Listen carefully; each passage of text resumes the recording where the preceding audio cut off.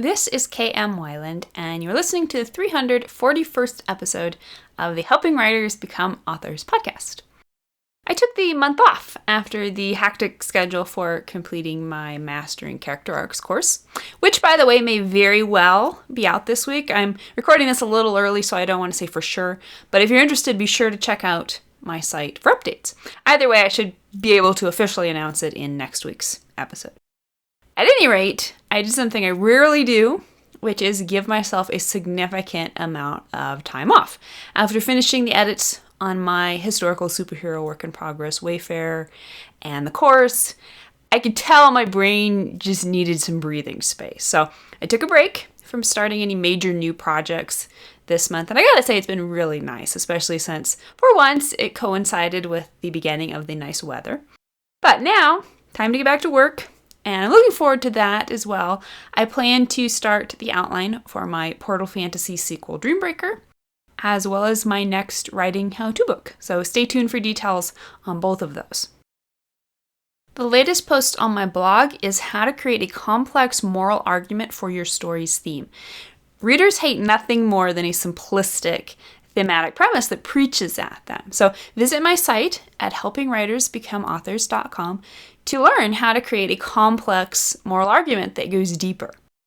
And now, I hope you enjoyed this week's podcast entitled 6 Steps to Organize Your Novel's Edits. Imagine this. You've received a ton of great feedback from your beta readers, critique partners, and/or editors. I mean, a ton. You're ready to dive in and start putting their suggestions to use, but where do you start? How can you organize your novel's edits so you can actually make sense of them? One of the reasons editing a novel can sometimes feel like the insurmountable mount never gonna get there is because you don't have a clear path forward. Facing a big edit with lots of feedback from various sources is like facing down the mopping up after a hurricane. You've got the manpower and the know-how, but first you have to figure out how to put them to use. You can't move forward until you know what the first step is. Reader Megan LaCroix emailed me recently with this fabulously pertinent question. I've been collecting feedback I've received from agents, and I've also sent my manuscript out to a few betas to get even more feedback. My question is this: what is the best method for organizing multiple sets of feedback? So if your eyes are crossing at the mention of multiple streams of feedback coming in at once, you're not alone. Fortunately, organizing anything is my favorite subject, so today I'm going to show you how to organize your novel's edits in 6 simple steps. But first, should you try to simultaneously handle multiple sources of feedback? In a perfect world, you would have all the time you wanted to send your manuscript to one beta reader, ingest his suggestions, make your edits, then send it out to another beta reader. However, since perfection has yet to be achieved, you will undoubtedly face the challenge of figuring out how to organize your novel's edits in the light of multiple suggestion streams. And there are any number of reasons this might be so, but the main one is probably a simple time crunch. For example, my novels get 3 years from first draft to publication. During that time, I need to get as many as 10 sets of eyes on the book. Most of my readers need at least a couple months to thoughtfully peruse a manuscript, which means those 3 years get eaten up fast. There isn't time enough to give the manuscript to one reader at a time. And just as aptly, there isn't enough time for me to do a major edit for every single reader. Since I want to get as many eyes as possible on each new draft, I divide my readers into layers, usually about 3 at a time. Then I'll wait to receive all 3 sets of feedback before doing an edit, and then sending the new draft onto the next layer of readers. The result is that inevitably I must exert some forethought to organize my novel's edits and streamline the process to make sure I'm taking full advantage of each early reader's suggestions. So, to that end, I use this 6-step process. Step number 1, clear out the small stuff first. When you first receive notes back from a reader, go through them right away, not that you could resist, right?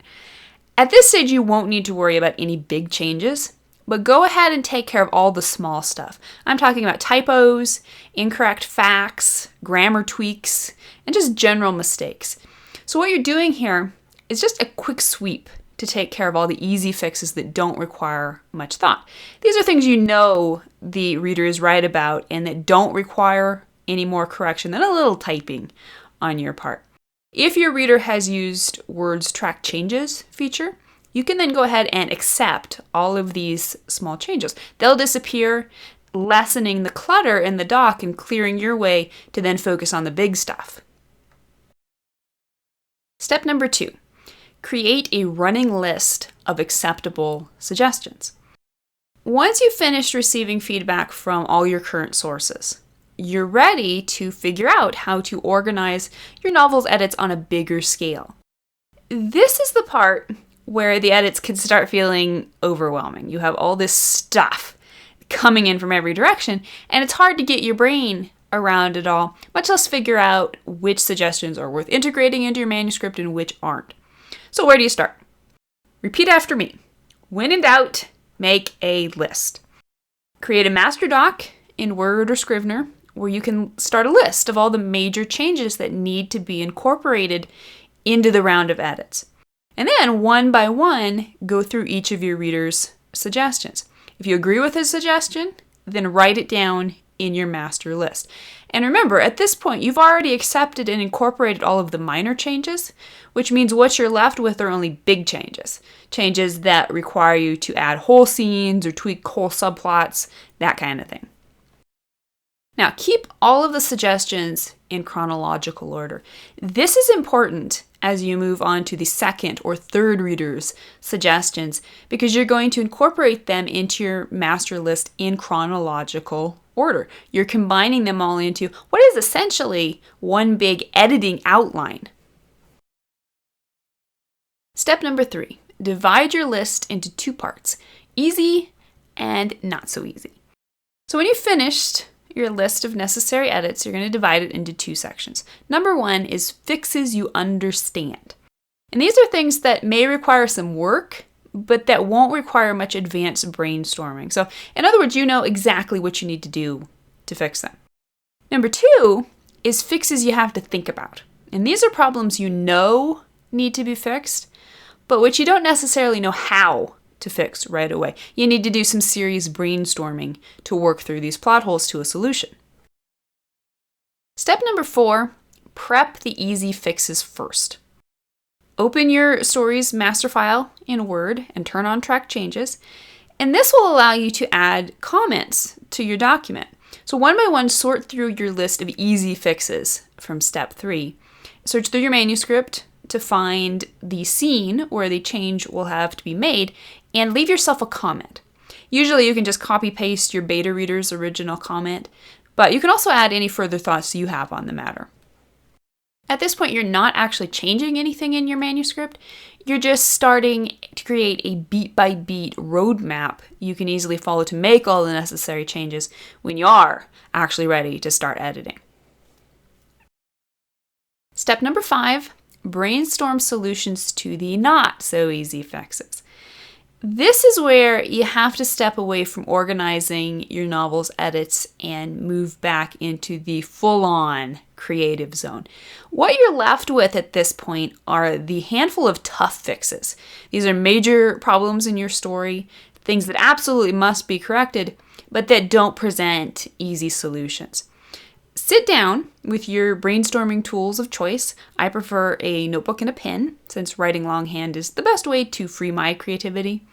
And then one by one, start working through your story's major problems. Ask yourself lots of questions. Ask, what is the real issue here? What needs to happen to fix it?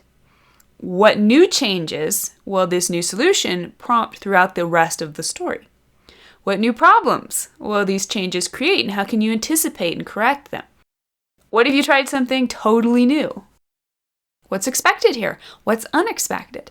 So work through each problem to its logical conclusion. Once you know what you need to do, use track changes to add your notes to the pertinent section of your manuscript, just like you did up in step 4.